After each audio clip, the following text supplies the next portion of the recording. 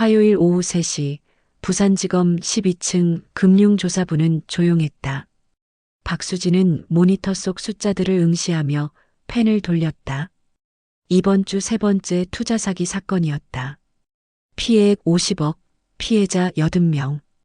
또 다른 평범한 하루였다. 책상 위 액자 속 사진이 눈에 들어왔다. 작년 아버지 생신 때 해운대 백사장에서 찍은 것이었다. 정장 차림의 최정호가 온화하게 미소 짓고 있었다. 67세라고는 믿기 어려울 만큼 단정한 모습이었다. 30년 넘게 이 일하면서도 아직 배울 게 많아. 지난주 전화에서 아버지가 했던 말이었다. 삼성증권에서 40년 근무한 금융 전문가였지만 여전히 겸손했다. 그런 아버지가 자랑스러웠다. 수진아, 사람을 도우는 일을 해봐. 그게 진짜 보람 있는 거야. 아버지의 조언 덕분에 검사가 되었다. 10년간 금융범죄만 담당했다. 각종 사기 수법을 누구보다 잘 알고 있었다. 핸드폰이 울렸다. 발신자 표시를 보는 순간 수진의 표정이 밝아졌다. 아빠였다. 여보세요?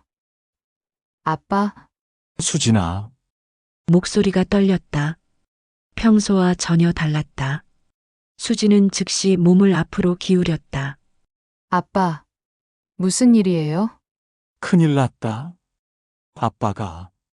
아빠가 큰 실수를 했어. 수진의 심장이 빨라졌다. 40년 금융계에서 일한 아버지가 실수라니. 진정하시고 천천히 말씀해 보세요. 보이스피싱에 당한 것 같아. 8억을 모두 보냈어. 수진의 손에서 펜이 떨어졌다. 8억. 아버지의 전 재산이었다. 퇴직금과 적금, 그리고 어머니 유산까지 합친 금액이었다. 아빠, 지금 어디 계세요? 집에 있어. 어떻게 해야 할지 모르겠어. 금융감독원에서 전화가 와서. 목소리에 절망이 섞였다. 평생 남에게 의존하지 않고 살아온 아버지였다. 제가 지금 갈게요. 아무것도 하지 마시고 기다리세요. 해운대까지는 차로 30분 거리였다. 신호등 앞에서 멈출 때마다 아버지 생각이 났다. 어린 시절부터 완벽했던 아버지였다. 센텀시티 고층 아파트에 도착했다. 아버지의 모습을 본 순간 충격을 받았다. 평소 단정했던 셔츠가 구겨져 있었다. 머리카락도 흐트러졌다. 아빠, 수진아, 와줘서 고마워. 거실 소파에 앉은 아버지는 한참 말을 잇지 못했다. 수지는 물을 떠다 드렸다. 오늘 오후 2시쯤 전화가 왔어. 금융감독원이라고 했어. 그 사람이 뭐라고 했어요? 내 계좌가 해킹당했다고 하더라. 안전을 위해 임시 계좌로 돈을 옮기라고 해서. 수지는 아버지의 말을 들으며 의아했다. 40년 금융계 베테랑이 어떻게 그런 수법에 넘어갈 수 있을까? 아빠, 혹시 그 전화 녹음된 게 있나요? 응. 핸드폰에 자동 녹음되어 있어. 수지는 녹음 파일을 재생했다. 상대방의 목소리가 차분하고 전문적이었다. 최정호 임원님 맞으시죠? 삼성증권 강남 PB센터에서 30년간 근무하셨고요. 수진의 눈썹이 찌푸려졌다. 어떻게 이런 세부 정보를 알 수 있을까? 2019년 명예퇴직 이후 해운대로 이사하셨고 따님 박수진 님이 부산지검 금융조사부에 계시는 것도 알고 있습니다. 수지는 소름이 돋았다. 자신의 정확한 소속 부서까지 알고 있었다. 창밖으로 해운대 바다가 보였다. 평소 아버지가 좋아하던 풍경이었다. 하지만 오늘은 그 바다마저 어둡게 느껴졌다. 수지는 직감했다. 이 사건은 단순하지 않을 것이라고. 다음 날 오전 수지는 사무실에서 통화 기록을 추적했다. 아버지에게 전화한 번호는 가상 번호였다. 하지만 발신 위치를 역추적할 수 있었다. 서울 강남구 테헤란로였다. 동료 김 수사관이 다가왔다. 수진 씨, 특이한 보이스피싱 사건이에요. 한번 보세요. 파일을 받아보니 놀라운 내용이었다. 금융감독원 직원이 가해자로 의심된다는 제보였다. 이 사람 이름이 이민수예요. 금감원 검사국 소속인데 최근 수상한 움직임을 보인다는 거예요. 수진의 심장이 빨라졌다. 혹시 아버지 사건과 연관이 있을까? 1시간 후 수진은 이민수와 만났다. 강남역 근처 카페였다. 30대 중반의 단정한 남성이 먼저 손을 흔들었다. 박수진 수사관님이시죠? 혹시 최정우라는 분 아시나요? 이민수의 표정이 굳어졌다. 그리고 한참 후에 입을 열었다. 아버님에 대해 할 말이 있어요. 조용한 곳으로 가시죠. 근처 업무용 빌딩 회의실로 향했다. 이민수가 서류 봉투를 꺼냈다. 이것부터 보세요. 수진이 서류를 펼쳤다. 해운대 실버 투자클럽 회원 명단이었다. 200명의 이름이 빼곡했다. 대부분 60세 이상이었다. 이게 뭐죠? 아버님이 운영했던 투자 모임이에요. 5년 전부터 시작했어요. 수진의 손이 떨렸다. 월 10% 수익을 보장한다며 투자금을 모았어요. 총 피해액이 200억 원입니다. 200억? 아버님은 피해자가 아니라 가해자예요. 수사망이 좁혀지자 스스로를 피해자로 위장한 거죠. 말도 안 돼요. 하지만 이민수가 보여준 증거들은 명확했다. 아버지 명의의 법인 설립 서류, 투자 설명회 사진들, 그리고 해외 계좌 개설 기록까지. 이민수는 태블릿을 꺼냈다. 동영상이 재생되었다. 호텔 연회장에서 아버지가 강연하는 모습이었다. 정부 정책에 맞춰 안전하게 투자하면 월 10%는 충분합니다. 화면 속 아버지는 자신감에 넘쳤다. 수십 명의 노인들이 박수를 쳤다. 수지는 영상을 멈추고 고개를 숙였다. 어제까지만 해도 사랑하는 아버지였다. 왜 저한테 알려주시는 거예요? 사기당한 노인분들이 안타까워서요.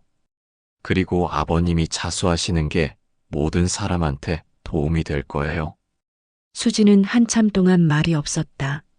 그리고 결심했다. 아버지와 직접 얘기해봐야겠어요. 수지는 아버지 집 앞에서 한참 서 있었다. 엘리베이터 버튼을 누르기까지 10분이 걸렸다. 23층에 도착했다. 초인종을 누르자 아버지가 나왔다. 어제와 달리 깔끔하게 차려입었다. 마치 무언가를 기다린 듯한 표정이었다. 거실로 들어가자니 분위기가 달랐다. 서류들이 식탁 위에 정리되어 있었다. 아빠, 할 말이 있어요. 나도 할 말이 있어. 먼저 들어봐. 아버지의 목소리에 담담함이 있었다. 들켰구나. 그놈이 결국 입을 열었나? 수지는 충격을 받았다. 아버지가 이미 알고 있었다는 뜻이었다. 아빠, 정말인가요? 아버지는 소파에 앉으며 고개를 끄덕였다. 해운대 실버 투자클럽. 5년 전부터 운영했어. 수진의 다리에 힘이 빠졌다. 소파에 주저앉았다. 왜요? 왜 그런 일을? 아버지는 창밖을 바라보았다. 한참 후에 입을 열었다. 수진아, 너는 모를 거야. 40년을 회사에 바쳤는데 받은 대우가 어땠는지. 목소리에 오랫동안 쌓인 분노가 스며 나왔다. 명예퇴직이라고 좋게 말하지만 결국 내쫓긴 거야. 젊은 애들한테 자리를 내주라고. 수지는 처음 듣는 이야기였다. 퇴직금도 기대보다 적었어. 30년 넘게 야근하고 주말 출근했는데 그때부터 생각했어. 내가 받아야 할 몫을 찾아야겠다고. 그래도 이건 범죄예요. 범죄? 아버지가 고개를 돌렸다. 눈빛이 날카로웠다. 대기업이 평생 우리한테 한 건 뭐냐? 적은 월급, 불안한 노후, 그리고 필요 없어지면 버리기. 수지는 할 말이 없었다. 아버지의 상처가 이렇게 깊었다는 걸 몰랐다. 그 노인들도 욕심 때문에 온 거야. 월 10% 수익률이라는 말에 눈이 뒤집혀서 그래도 속이신 거잖아요. 속였다고? 처음 2년은 정말 수익을 줬어. 부동산 투자로 실제로 돈을 벌었거든. 아버지가 서류를 가리켰다. 하지만 코로나 때문에 부동산 시장이 꼬였어. 손실이 커지기 시작했어. 수지는 서류를 들여다보았다. 확실히 초기에는 실제 수익이 있었다. 그때 그만둘 수도 있었어. 하지만 사람들이 더 많은 돈을 가져왔어. 믿는다고 고맙다고 하면서 아버지의 목소리가 낮아졌다. 결국 눈덩이처럼 커졌어. 돌이킬 수 없을 만큼. 그럼 어제 보이스피싱 얘기는? 미안해. 수사가 시작됐다는 걸 알았어. 너를 이용하려고 했어. 아버지가 고개를 숙였다. 처음으로 진심 어린 사과였다. 수지는 한참 동안 말이 없었다. 분노와 실망, 그리고 연민이 뒤섞였다. 아빠, 이제 어떻게 할 거예요? 모르겠어. 도망칠 수도 없고, 숨을 수도 없고. 수지는 결심했다. 아빠, 자수하세요. 뭐라고? 자수하시고 피해자들에게 사과하세요. 아버지가 고개를 저었다. 수진아, 그럼 나는 끝이야? 감옥에 가야 해. 그래도 그게 맞는 일이에요. 아빠를 사랑하기 때문에 이러는 거예요. 잘못은 인정하셔야 해요. 아버지는 딸을 오랫동안 바라보았다. 너는 정말 내 딸이구나. 올바른 길을 가려고 하네. 아빠도 올바른 분이셨잖아요. 제가 아는 아버지는 그런 분이에요. 아버지의 눈에 눈물이 맺혔다. 이번에는 진짜 눈물이었다. 숨겨둔 돈이 150억 정도 있어. 피해자들에게 돌려줄 수 있어. 정말이요? 해외 계좌에 있어. 모두 찾아서 배상할게. 수지는 처음으로 희망을 느꼈다. 아빠, 함께해요. 제가 도와드릴게요. 고마워, 수진아. 미안하고 고마워. 아버지와 딸은 오랜만에 서로를 바라보았다. 진실한 눈빛이었다. 3개월 후 부산지법 대법정은 조용했다. 최정우가 피고석에 앉아 있었다. 깔끔한 정장 차림이었지만 얼굴에는 피로가 역력했다. 수지는 방청석에서 아버지를 바라보았다. 그동안 많은 일이 있었다. 자수 후 구속, 피해자들과의 만남, 그리고 배상 절차까지. 피고인 최후 진술하시기 바랍니다.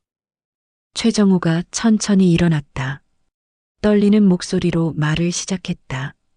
저는 200명의 어르신들께 씻을 수 없는 죄를 지었습니다. 법정이 더욱 조용해졌다. 변명하고 싶지 않습니다. 제가 한 일은 명백한 범죄입니다. 하지만 제 딸이 올바른 길로 이끌어 주었습니다. 그것만큼은 자랑스럽습니다. 재판장이 선고했다. 징역 6년, 추징금 150억 원. 예상했던 형량이었다. 법정을 나서며 아버지가 수진에게 말했다. 수진아, 미안해. 그리고 고마워. 아빠, 6년 후에 기다릴게요. 6개월이 지났다. 수지는 이민수와 함께 새로운 프로젝트를 시작했다. 시니어 금융사기 예방센터였다. 해운대구청 강당에서 열린 첫 번째 세미나였다. 50여 명의 어르신들이 참석했다. 그 중에는 아버지에게 피해를 본 분들도 계셨다. 안녕하세요. 박수진입니다. 수진이 단상에 섰다. 떨렸지만 해야 할 일이었다. 제 아버지도 여러분께 피해를 드린 사람입니다. 웅성거림이 일었다. 하지만 수지는 계속했다. 그래서 더욱 책임감을 느낍니다. 이런 일이 다시 일어나지 않도록 도와드리고 싶습니다. 한 할머니가 손을 들었다. 그래도 딸이 잘못한 건 아니잖아요. 고생 많으셨어요. 수진의 마음이 따뜻해졌다. 여전히 사람들은 선했었다. 이민수가 발표를 시작했다. 요즘 금융사기는 매우 교묘합니다. 개인정보를 정확히 알고 접근하죠. 가장 중요한 건 의심하는 마음입니다. 세미나가 끝난 후 한 할아버지가 수진에게 다가왔다. 수진 씨, 용기 있는 일 하시네요. 감사합니다. 아버지 면회 다녀오세요. 가족이잖아요.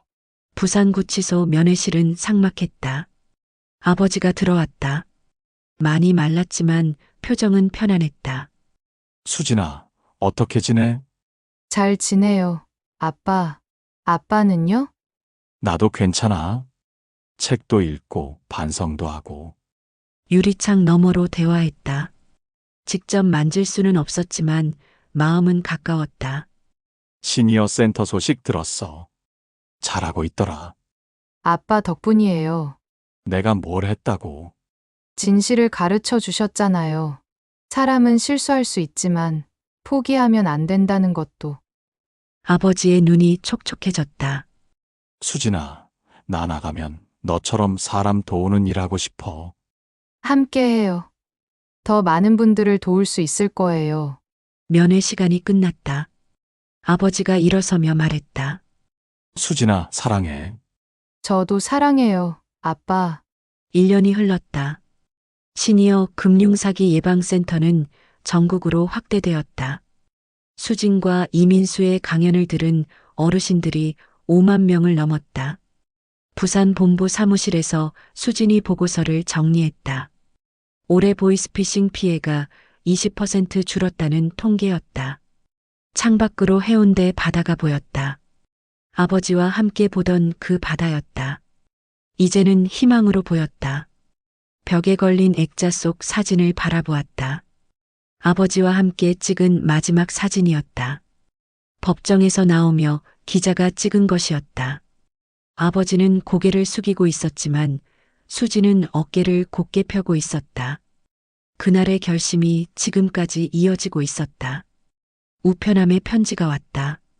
아버지였다. 수진아, 신문에서 센터 소식 봤어. 자랑스럽다.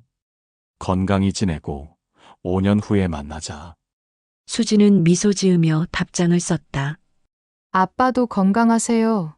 나올 때까지 더 큰 센터로 만들어 놓을게요. 사랑해요. 석양이 바다를 물들이고 있었다. 오늘도 새로운 내일을 약속하는 하루였다. 때로는 가장 큰 상처가 가장 큰 성장을 만들어낸다. 수지는 그것을 배웠다. 그리고 포기하지 않는 사랑이 얼마나 소중한지도 깨달았다. 완벽했던 아버지는 더 이상 없었다.